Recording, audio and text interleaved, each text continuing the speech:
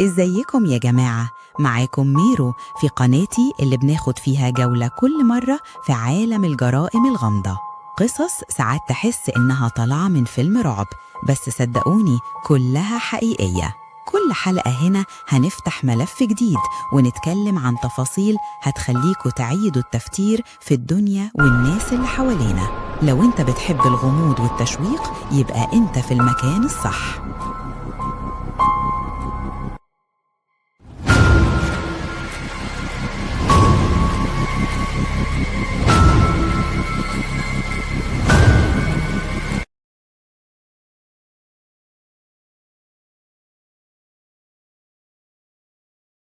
تخيل تصحى من النوم بدري وتفتح شباك بيتك، تلاقي آثار أقدام، مش قدام الباب ولا في الشارع بس، لأ، على السور، فوق السطح، ماشية على الحيط، قطع نهر، ومكملة كأن صاحبها ما بيهموش قوانين الطبيعة.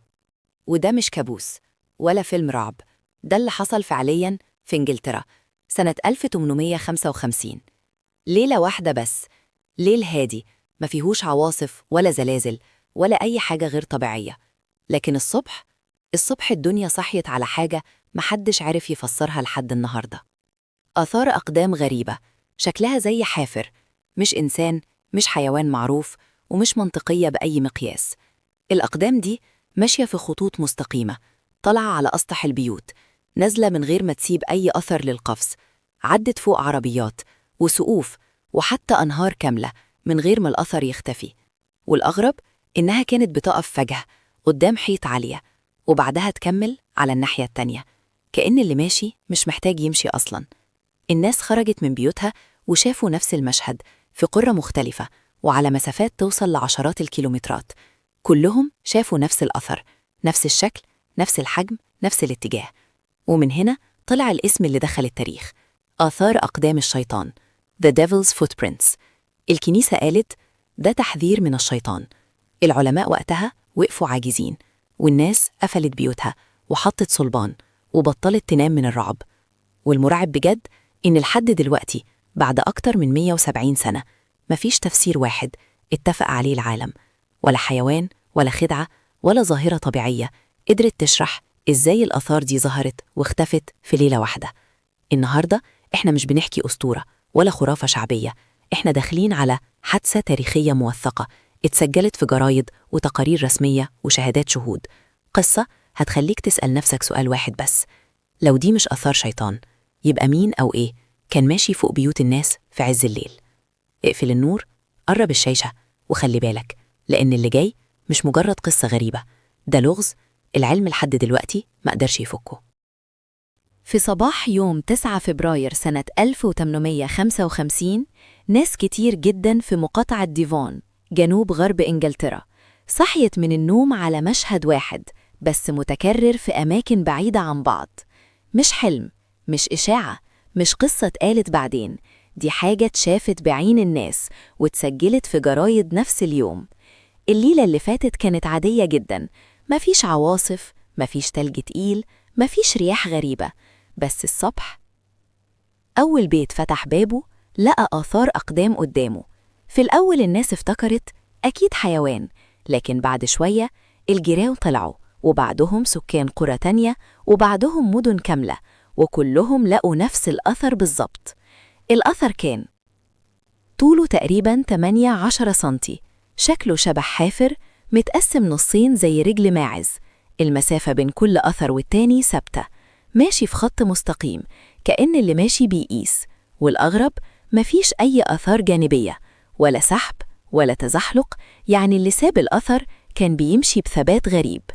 الآثار ما كانتش بس في الشارع أو في الطين، لأ، الناس لقيتها فوق أسطح البيوت، على الحيطان، على سور عالي، داخل حدائق مقفولة، معدية أنهار كاملة، داخلة من باب بيته مش خارجة منه، واقفة قدام حيط، وبعدين مكملة من الناحية التانية من غير ما تسيب أثر قفز أو كسر أو أي علامة منطقية. وده كله في نفس الليلة. التقارير وقتها قالت إن الأقدام ظهرت في إكسماوث، دولش، تاينماوث، توبشام، قرى تانية كتير. المسافة اللي الأثر غطاها وصلت لأكتر من 160 كيلومتر، يعني لو ده كائن واحد يبقى مشي مسافة مستحيلة في ليلة واحدة. الحادثة اتنشرت في جريدة The Times، جريدة Illustrated London News، تقارير شرطة محلية، رسائل موثقة من قساوسة وسكان. مش حكاية اتقالت بعد سنين، دي اتسجلت وقتها فوراً. ناس كتير جداً قالت نفس الكلام، الأثر دخل من باب البيت ومش لاقينه خرج منين. ناس تانية قالت لقيناه طالع السطح واحنا عارفين إن مفيش حد يطلع كده. وفي مزارع قالوا الأثر معدي فوق حظاير من غير ما يخبط ولا يخرب. الناس وقتها ما كانتش بتتكلم عن خرافات، أول تفسير جه في بالهم كان حيوان غريب، حد بيلعب لعبة، تجربة علمية. لكن لما شافوا نفس الشكل، نفس المقاس، نفس الاتجاه، نفس الليلة، بدأ الخوف الحقيقي.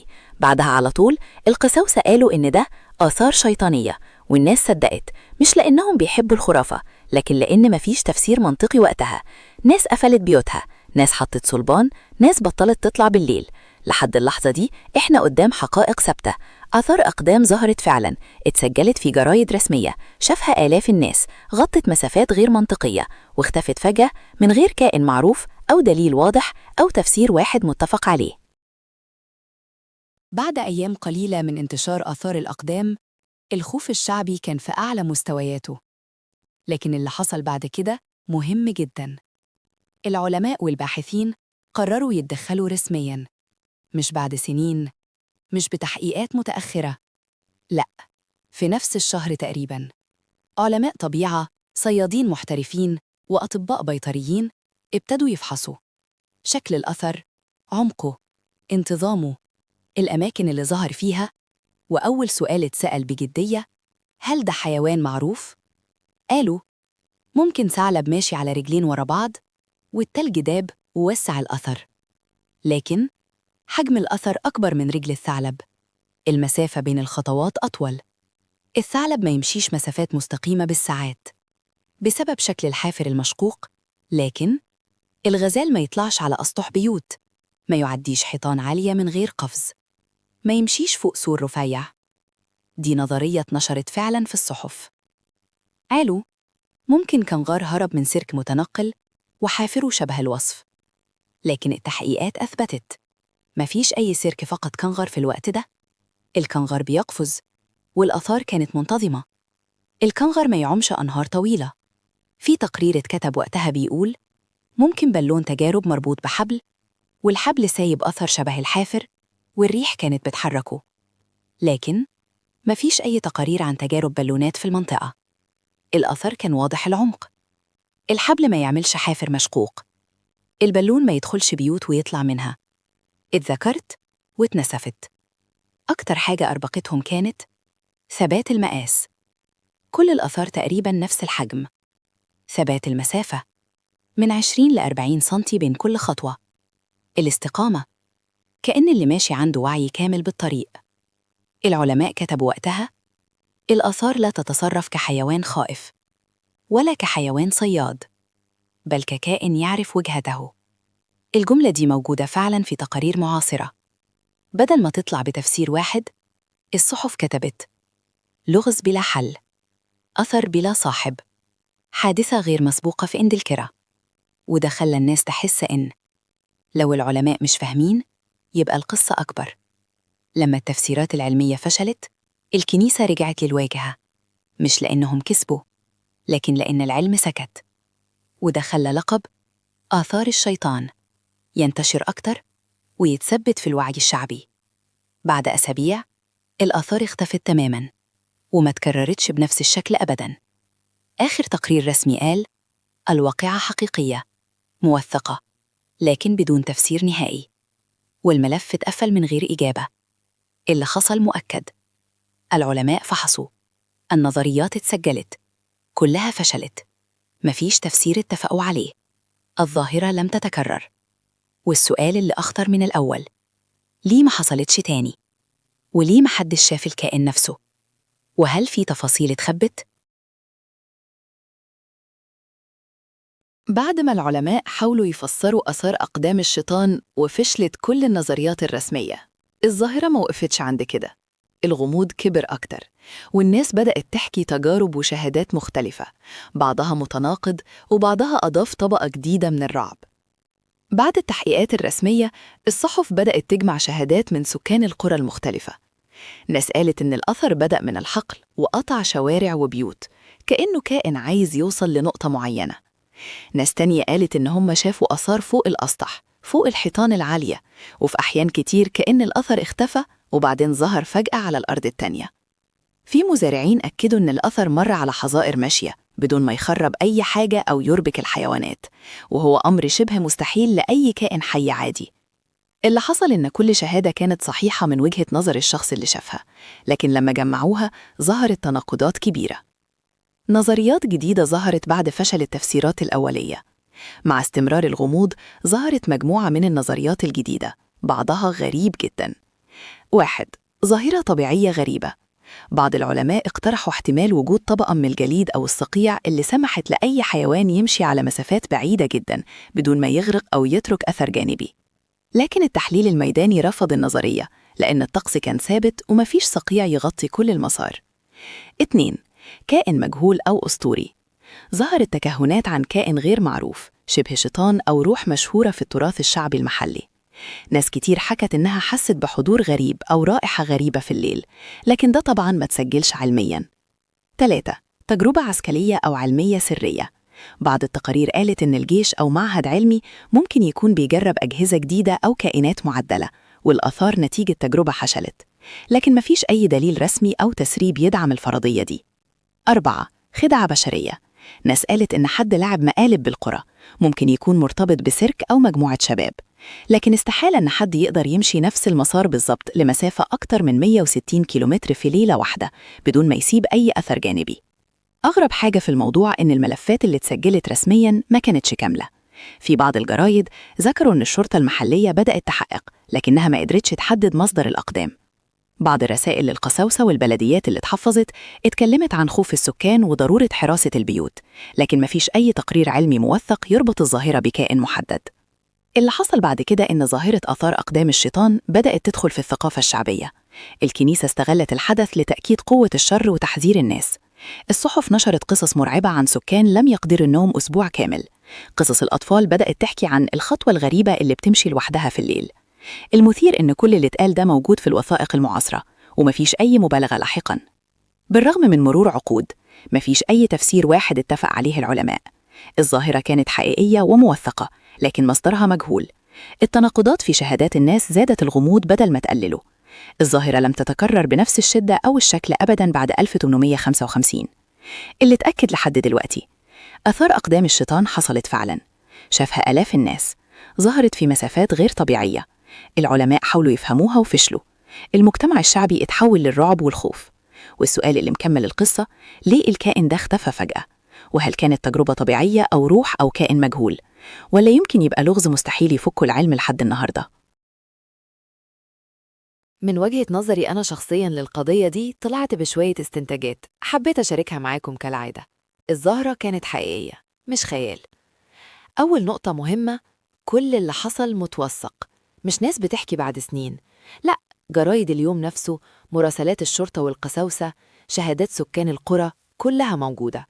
الآثار كانت حقيقية وانتشرت لمسافات كبيرة جداً، عبرت أسطح، حيطان وأنهار، حاجة مستحيلة لأي حيوان معروف أو كائن طبيعي. التناقضات في الشهادات مش عيب.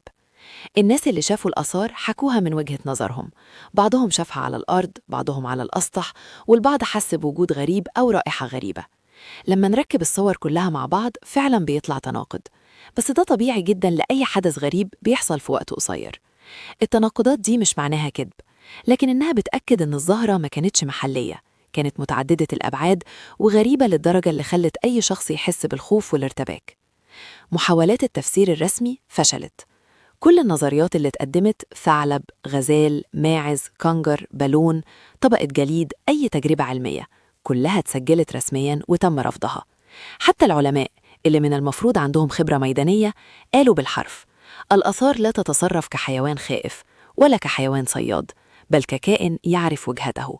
يعني لو كان أي حيوان عادي ما كانش يقدر يعمل كل ده بنفس الدقة. اللي ممكن نفهمه عن الكائن، من خلال كل التوثيقات، الكائن عنده قدرة على عبور عقبات طبيعية، أسطح، حيطان، أنهار. الكائن حركته منتظمة ومستقرة، مش عشوائية. قدر يوصل لنقطة محددة بدون أي خطأ. اختفى فجأة بعد فترة قصيرة من غير أي أثر للظهور أو متابعة. ده كله بيرسم صورة لكائن مش أي كائن عادي، سواء كان غريب، روحاني، أو تجربة علمية فشلت. المؤكد إنه تجاوز حدود الطبيعة اللي نعرفها. تأثير الزهرة على الناس. اللي لاحظته إن الزهرة كانت أكتر تأثيراً على العقل الجمعي. خوف الناس كان حقيقي مش تمثيل. الكنيسة استخدمت الحدث لتأكيد قوة الشر، وده زود الرعب. الصحافة ركزت على الحقائق بدل المبالغة، وده خلى توثيق أكتر مصداقية. الثقافة الشعبية أخذت الحدث وخلته قصة تحكى للأطفال عن الخطوة اللي بتمشي لوحدها في الليل، وده أثر في الوعي الشعبي. يعني الحدث مش بس طبيعي أو خارق، ده أثر نفسي واجتماعي حقيقي. استنتاج الشخصي. أنا شايفة أن آثار أقدام الشيطان ممكن تكون نتيجة كائن مجهول، مش من الحيوانات المعروفة، ممكن يكون أسطوري أو روحاني. تجربة علمية أو عسكرية، بس بدون أي دليل رسمي، وده احتمال ضعيف. تفسير طبيعي نادر جدا جدا، زي ظروف الطقس والجليد أو الظاهرة البيئية، لكن كل التحليلات استبعدت ده. ببساطة ما نقدرش نحط السبب في صندوق واحد. الحاجة الوحيدة المؤكدة، الظاهرة كانت حقيقية، غامضة، وممتدة على مساحة واسعة بطريقة مدهشة. من اللي حصل أقدر أقول مش كل حاجة ليها تفسير علمي واضح، خصوصاً لو ظهرت فجأة وغريبة. مش كل اللي الناس بتحس بيه أو تشوفه ممكن نشرحه بسهولة، ومفيش داعي نستهين بالمصداقية لو كان موثق. الخوف والريبة الطبيعيين مش دايماً معناه خرافة، ساعات الحقيقة أغرب من الخيال. لو أنت بتتابع الظواهر الغريبة، خلي عندك فضول عميق لفهم المعلومة، احترام للشهود والتوثيق الرسمي، صبر على الغموض، لأن مش كل حاجة هيتفسر على طول. الظاهرة دي علامتنا أن الطبيعة والعالم ممكن يكونوا أغرب من أي قصة، وأن الفضول والاستقصاء هو اللي بيخلينا نفهم حتى أكتر الأحداث غرابة. لو عجبتك القصة دي، اعمل لايك واضغط سبسكرايب عشان توصلك كل القصص الغريبة والموثقة، وكمان شارك الفيديو مع أي حد بيحب الأحداث الغريبة.